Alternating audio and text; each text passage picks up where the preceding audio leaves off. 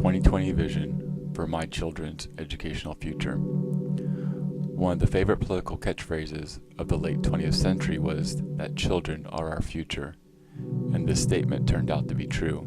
It took a fundamental shift of who is in charge of the world to begin the process of change. By 2010, we saw a shift in the faces of corporate America. The old guard had seen itself become bypassed by the technology changes of the early 21st century. Their unwillingness to embrace these changes in information, business practices, and social connectivity had made many of them obsolete. Generation Y now had risen to positions of power within the corporate structures. The old guard may still have controlled government institutions, but they would soon find themselves obsolete, as Generation Y's understanding of social networking and their ability to mobilize and direct resources through these technologies supported their social agenda. Generation Y represented a fundamental shift in how people viewed their responsibilities. They had a social agenda. They believed in social justice. They were determined to change things. They were the grandchildren of the social activists of the late 1960s. However, where these visionaries worked for change by struggling against the establishment, this new generation had figured out that they could affect greater change from within the establishment. They infiltrated and changed the way these establishments did business. They were interested in being profitable as a business entity, but they actively supported social issues in their own communities. Many educational and social organizations found new allies in this breed of executives, the socially conscious majority. One outcome of this alliance was the creation of free community Wi-Fi zones. Wireless clouds were established in many urban areas. Many of these projects were patterned after the Wireless Waikiki Wi-Fi project. Public and private wireless access points were joined together in a wireless mesh to give true, anytime, anywhere internet access to entire communities.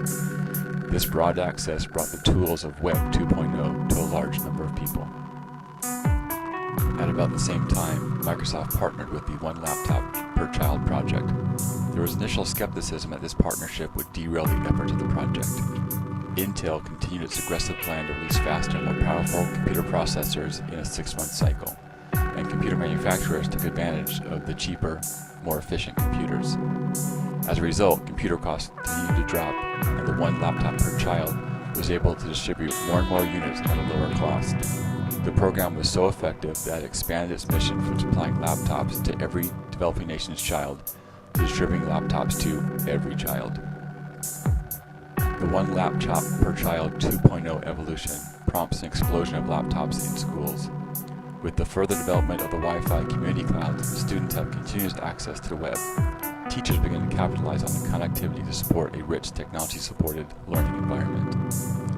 The convergent revolution begins in earnest. The laptop computer becomes smaller, lighter, and more powerful as it evolves into a single access point for the digital lifestyle. Collaborations begin to develop between schools within communities, across states, throughout the country, and internationally. Teachers in these partner schools communicate about lesson plans and curriculum with one another. They share resources and often team teach one another through video conferencing and desktop computer sharing tools.